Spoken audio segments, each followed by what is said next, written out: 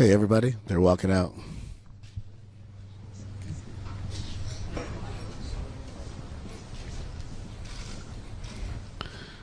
Will Sarah go just to them, or do you guys still want me to set it up?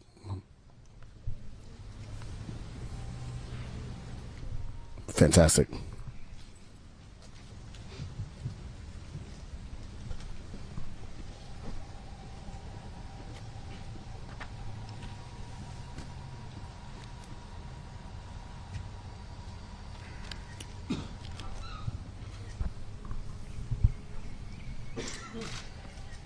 All right, good morning, everyone.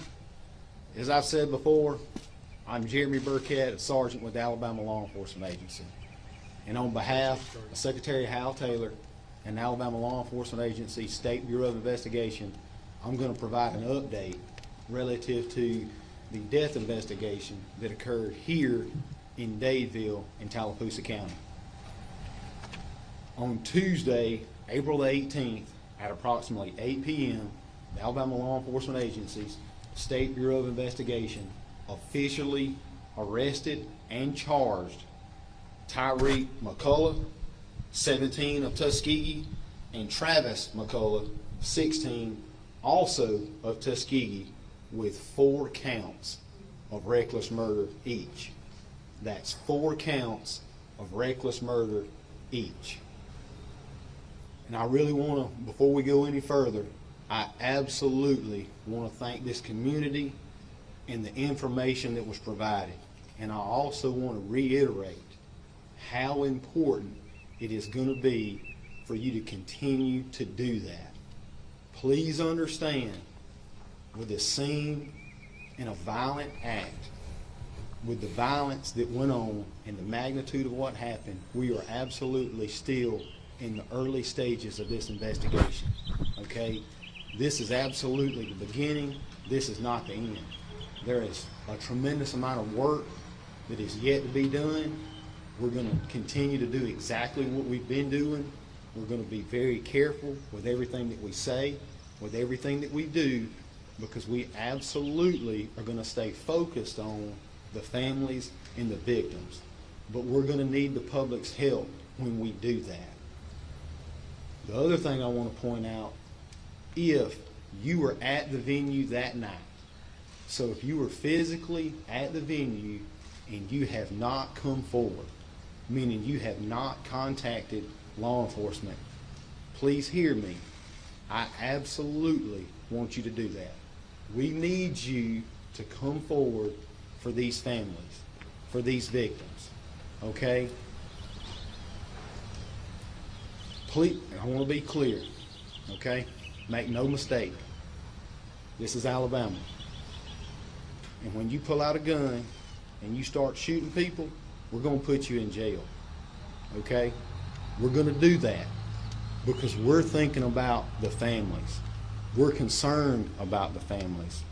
We were in the beginning, and we will be through the remainder of this investigation, because somebody's got to start thinking about mama.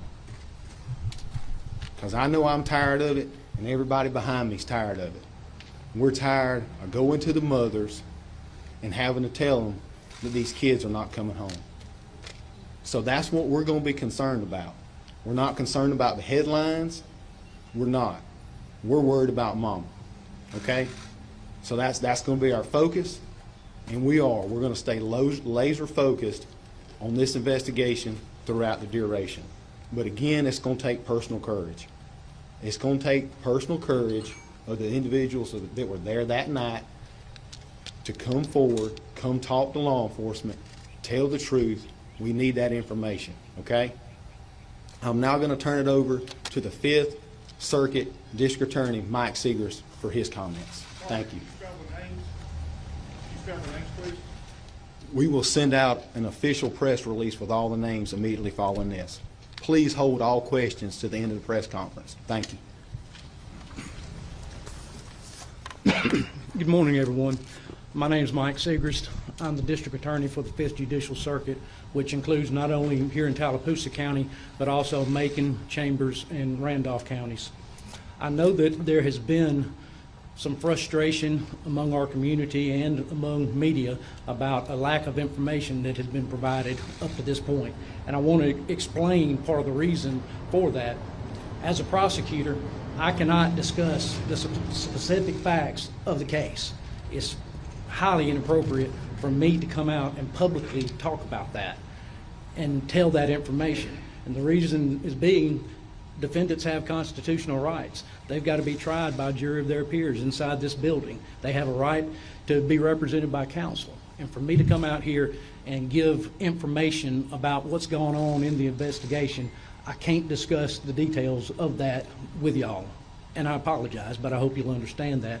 Nor can law enforcement. So we won't be discussing all of the details.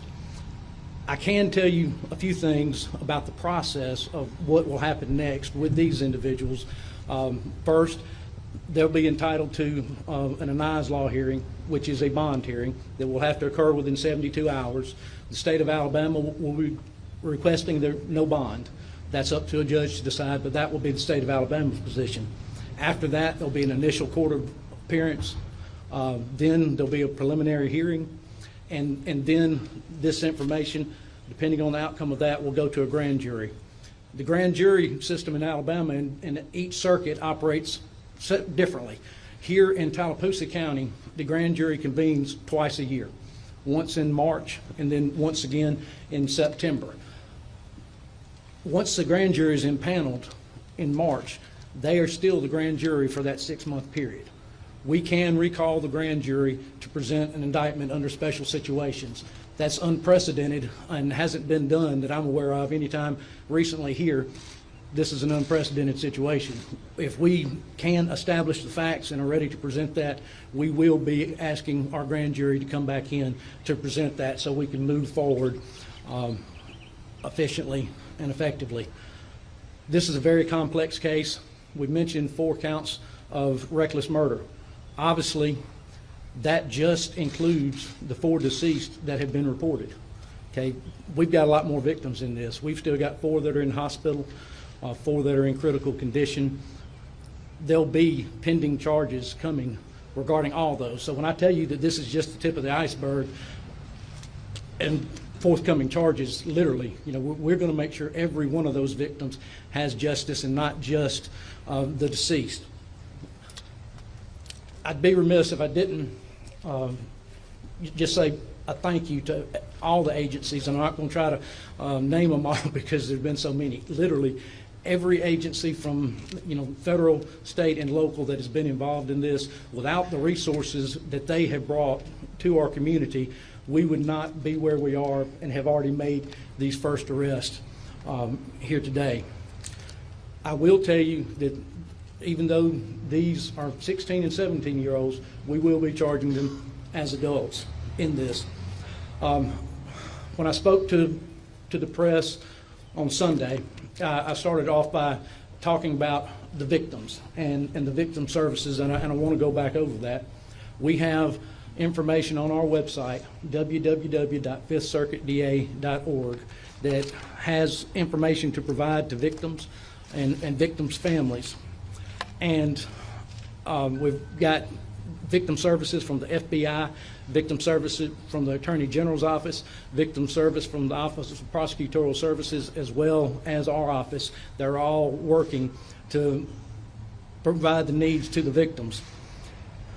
When we talk about the victims, it's not just the 28 injured and 32 dead.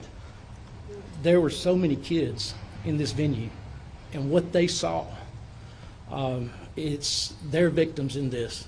Their families are victims of this, and the ripple effect of this, it's kind of like a wave rolling across Lake Martin, but that ripple didn't stop when it hit the banks. There are other communities involved. There are kids from Reeltown here. One of the ones in critical condition had gone to the prom that night in Reeltown. There's kids from Tallahassee, kids from Booker T. W., kids from Alexander City. We haven't even identified possibly, where all some of these kids came from. And it's a traumatic thing for them. And they need help. our services are available for them as well. And talking about the victims, I'll share something with you, and I'm going to try not to get emotional, and I'm not going to be taking any questions because I probably would. But one of the victims that wasn't injured is Lexi Dadeville. It's Lexi's 16th birthday party, sweet 16. There's an uncut cake and unburnt 16 candles that never got lit. Lexi's brother was one of the victims. On her 16th birthday party, she knelt by her brother as he took his last breath. That's what we're dealing with here. Those are what these victims went through. The message that I want to send is, I know some of these victims personally. Some of these kids are kids of friends of mine, people that I went to school with, people that I played ball with and against, in the community back in high school. And these are my kids. These are our kids. Don't mess with our kids.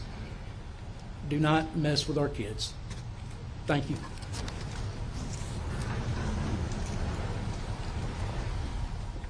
Good morning, everybody. I'm Jonathan Floyd, the police chief of the city of Dadeville. I want to echo what has already been said concerning our victims. Our victims who were physically injured, our victims who were there, and even though they may not have received physical injuries, they have emotional scars and injuries. They will carry them for the rest of their life. To our families, we love you. The Dadeville Police Department is going to do everything we can to make sure that we have a successful prosecution. One of the decisions I made very early on was to get our state and federal partners involved.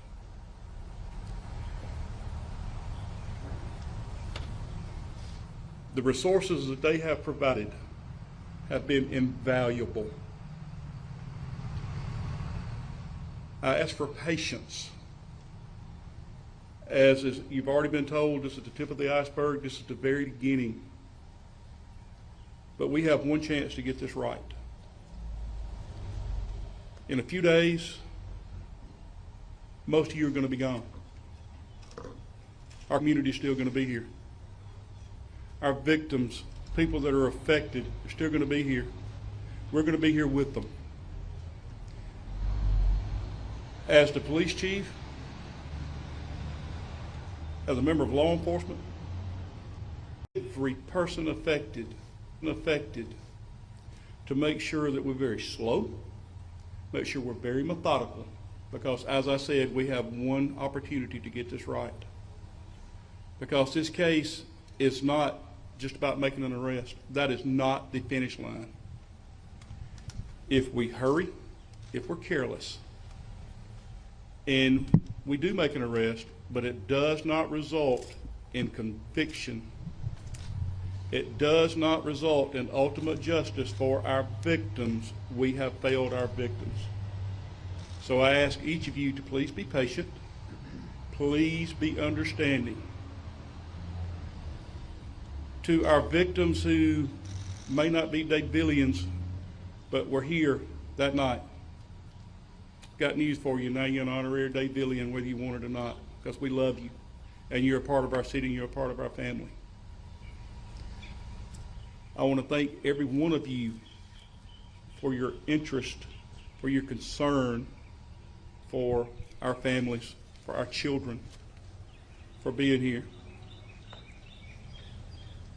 There are too many partners to name them all, but I'm telling you, Sheriff Jimmy Abbott, Tallapoosa County Sheriff's Department, he's been a tremendous asset. Alabama Bureau of Investigation, SBI, State Bureau of Investigation, and the Alabama Law Enforcement Agency, ATF, FBI, United States Marshals Service, Alabama Fusion Center, just to name a few, not to mention our neighboring surrounding agencies. When I arrived on scene, You had sheriffs from other counties. You had police chiefs from other cities. Countless officers and specialty units who came from other jurisdictions. They did not care that this wasn't their community. They were here because they have a servant's heart. So I ask each of you to please continue to lift us up. Please be patient, and please understand that when you email, when you call, when you text, and we do not give you a specific answer, it's because there's information that you want that I cannot reveal. Because I'm not going to do anything that's going to jeopardize this investigation. So I thank each of you for your time. I thank each of you for your understanding.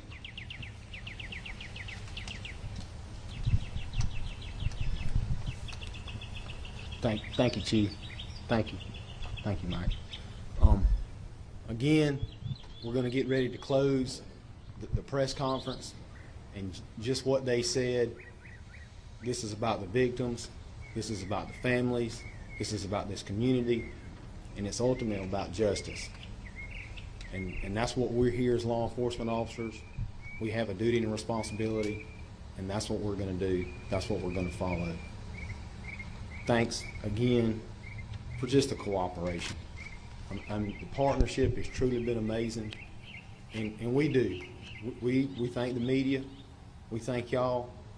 We know y'all have a job to do, and we absolutely respect that. We just ask that you respect and honor the job that we have to do. All right? I am going to attempt, and I really want to qualify this, I'm going to attempt to take questions, meaning if you raise your hand, I will call on you. I'm not going to take a lot of questions. I will call on you. If you start shouting, then I'm going to end the press conference, okay? All right, go ahead. What is the definition of reckless murder as opposed to other types of murder? Okay, we'll send that. That's a very technical question. We can't answer that. We'll send that out in a press release. There are different classifications of murder. That is a good question. We can't get that answered. We'll send that out. Well, I will communicate that out. Can you share any details about a potential motive or why the shooting happened? No, ma'am. We can't get into a motive right now. Absolutely, because that would be part of an ongoing investigation. We can't share that. Okay. Yeah. Yes, Sergeant. So, I know you're going to release the names. Can you spell them and say where they're from? Okay. I will. That's going to go out in a press release. I will absolutely. I mean, as soon as this press conference is over, we're going to send the names out so you get the correct spelling, and there's no miscommunication about that. But the arrests were made yesterday, and on the locations, I'm just not able to say the exact locations where the arrests were actually made, but they were made yesterday, and the warrants were completed and everything was signed at approximately 8 p.m. And where are they now? I can't speak to that. What is the known connection between the McCullough brothers and the people who led that party? I absolutely can't speak to that. Sergeant, when were these people in custody? I've heard that they might have been in custody on a bond revocation or other charges before the initial arrest. So what we're prepared to say today is that they were arrested and officially charged at approximately 8 p.m. yesterday. But you can't say that they were already in custody on something else. No, ma'am, I can't make a comment on that. All right, Mike. Do you know how many guns were fired and how many shell casings were recovered at the scene? I absolutely can't speak to the details of that investigation. All right, I'm going to take one more question. One more question. Why was the public not informed So- the shooters were still on the loose? Okay. considering that- All right. All right. Thank y'all so much. That concludes the press conference. Thank you.